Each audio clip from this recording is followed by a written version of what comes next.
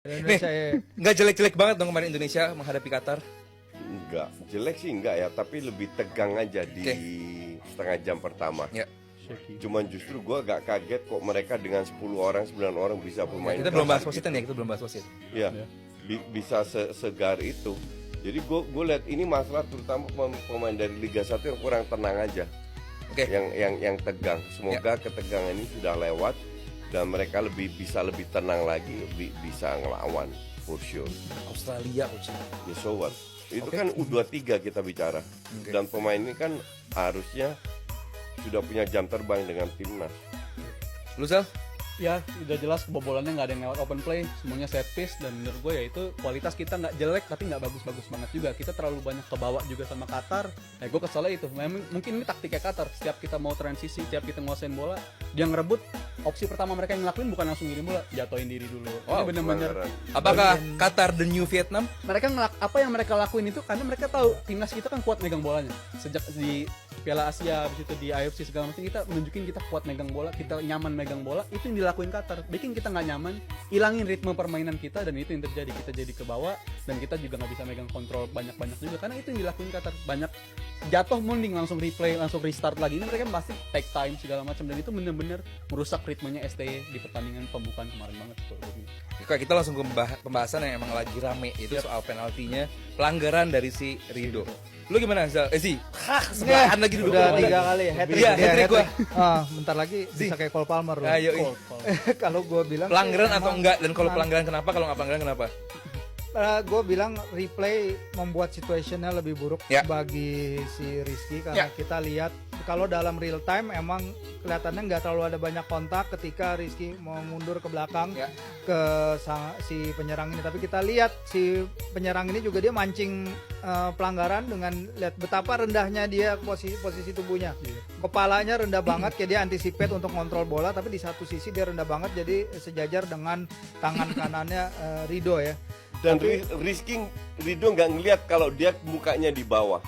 Iya, tapi ada sedikit lirikan lah. Tadi kan kita lihat tuh sebelum scanning foto nggak bisa kelihatan. Scanning lu position dari real game-nya bahwa dia ngelihat, dia hanya melihat lawannya di mana, nggak ngelihat lawannya lagi turun ke bawah. Bener, tapi dengan dia scanning gitu terus tiba-tiba tangan ngayun, itu sih yang bikin scanning mungkin tapi bisa didebatkan. Tapi cuman begitu swing, wasitnya sendiri nggak yakin. Lu lihat nih, ini lama banget loh ngambil keputusannya. Kalau dia segitu lama ngambil keputusan, artinya itu pelanggaran bukan clear and obvious. Ya. Kalau nggak clear and obvious harusnya nggak penalti dong. Tapi kalau tapi ya itu dia. Tapi kalau dalam situasi, tapi kalau amplopnya lebih tebel itu suzon, kalau soal itu baru lebaran nih.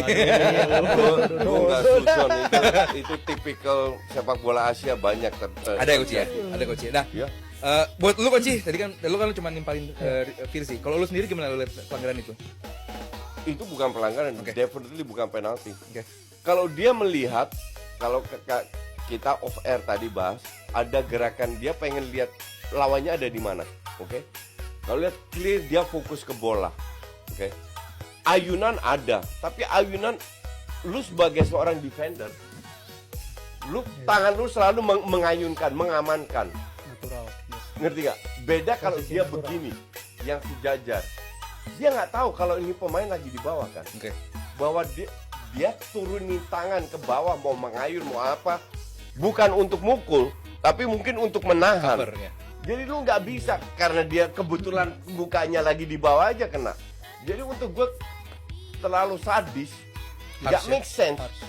Nggak make sense untuk diberikan pelatih penalti. Kecuali amplopnya tebel, nah baru bisa. Kartu kuning keduanya si nggak make sense juga. Ivar Jenner ya, lebih parah itu. Nggak make sense juga. Itu nggak stamping the. Justru dia lompat menunjukkan menghindar, tidak ada gerakan injekan, kan bisa lu lompat begini.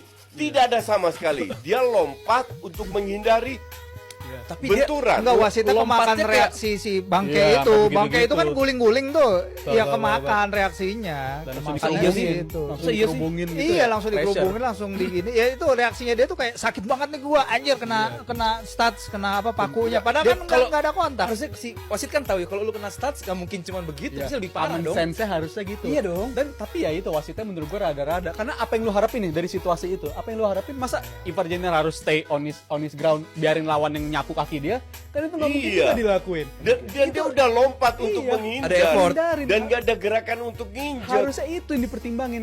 Jadi kalau menurut gua yang Cuma ada di kayak persepsi ser gitu wasit, doang tuh. itu ngindarin dan Iya. itu ngindarin banget. Itu nggak ada niatan Ivar Jenner. Bahkan gue yakin Ivar Jenner juga bingung apa yang gue lakuin tadi sampai bikin gue Iya. diusir sama wasit. Itu menurut gue aneh banget.